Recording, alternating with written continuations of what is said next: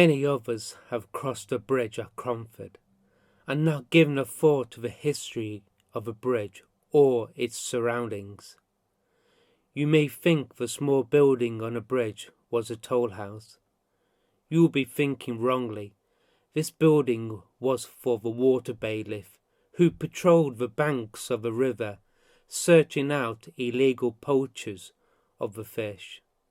Above the door is the inscription, "Sacred to fishermen." It may well have been built by the Arkwrights. Walking along the bridge, there is also an easily overlooked feature on the southern parapet, a stone inscription, "The Leap of Mr. B.H. MARE, June 1697. This marks the spot where Benjamin Hayward leapt on a horseback from a bridge into the river. All this is very interesting. However, on the southern side of the bridge is a ruined chapel, and this is where the true adventure starts.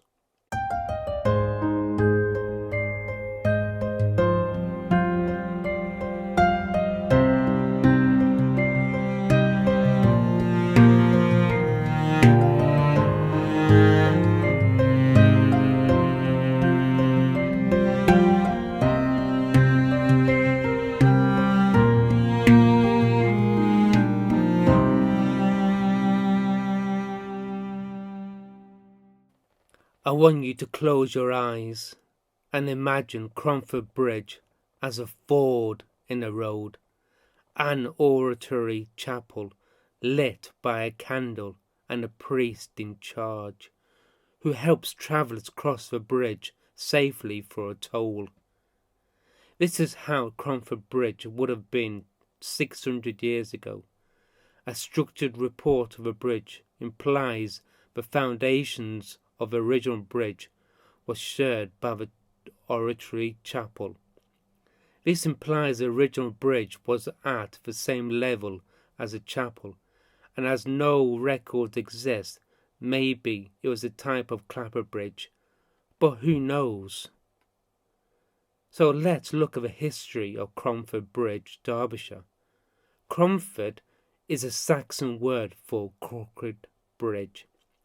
So we know a bridge existed here 600 years ago and was formed as part of the estates of the crown at the time of the Domesday Survey.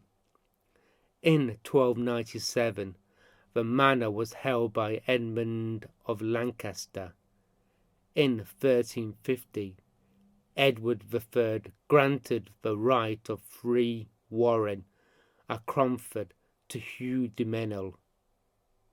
In the 16th century, the manor of Cromford was purchased by Sir William Cavendish, the second husband of Bess of Hardwicke. It afterwards passed to Henry Talbot, Bess's fourth son, from a marriage of George, Earl of Shrewsbury. Henry Talbot was also held the adjacent manor of Willersley. He left no male heir, and the manor descended to Mary, Lady Armaine, the founder of the Cromford almshouses for 6 poor widows. Subsequently, the manor changed hands several times for purchase and was eventually bought by Sir Richard Arkwright in 1789.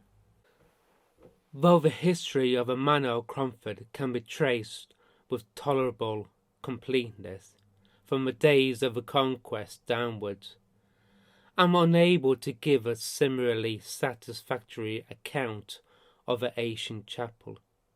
It was situated within a wide-spreading parish of Wirksworth, and no mention is made of a chapel.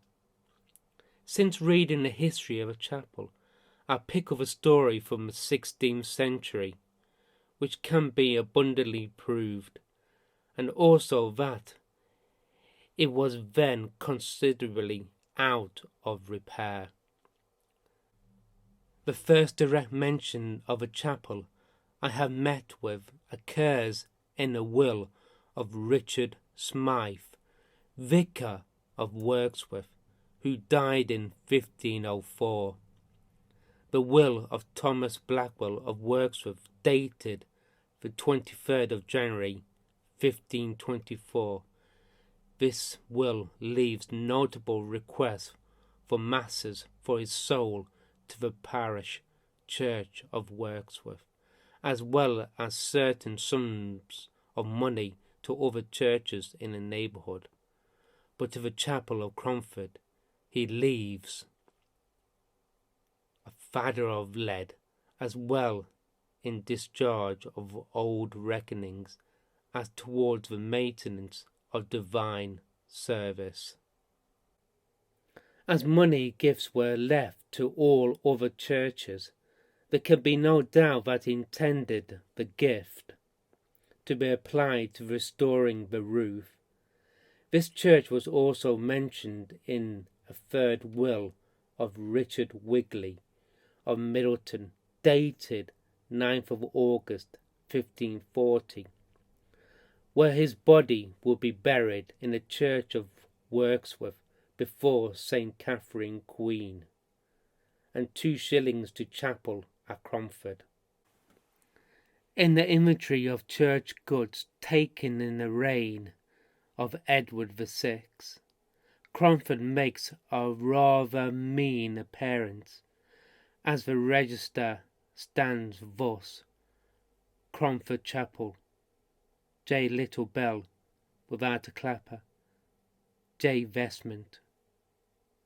On the 8th of June 1753, Mr. J. Reynolds, the local antiquary of Plaistow, visited Cromford and noted the quartered coat of Lord Talbot arms in the window of a chapel. This coat may have been placed there by Henry Talbot. The earliest map reference of the Wellesley estate was made by Edwin Lascelles when he acquired it in 1759. Intriguingly, the map does not even show the chapel, yet the first edition Ordnance Survey map of 1880 reveals the chapel sat by the bridge. How overlooked the chapel must have felt for 100 years. In the old church notes of Mr. Woolley, he wrote a brief account of the chapel. The chapelry of Cromford stood adjacent to the southeast end of Cromford Bridge, just below it in the meadows. For a considerable length of time, it had been diverted and converted into 2 small dwelling houses, which were taken down under the direction of Richard Arkwright, Esquire, their owner, in the year 1796. Before the building was demolished, it had a Gothic arch doorway to the south, a few paces from the bridge foot, and a large Gothic window facing down the meadow towards the east.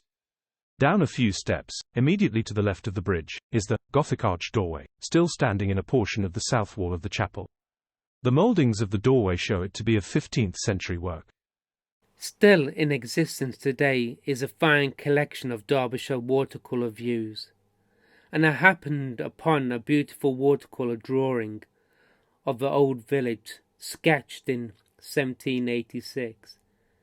This drawing shows the west gable of the old chapel and proves that it conveniently situated for the population. The sketch shows the entrance gates to Wellesley, and the present chapel is occupied by smelting mills with tall brick chimneys, in front of which passed the old road to Matlock Bath. This site is now the car park of a rugby club.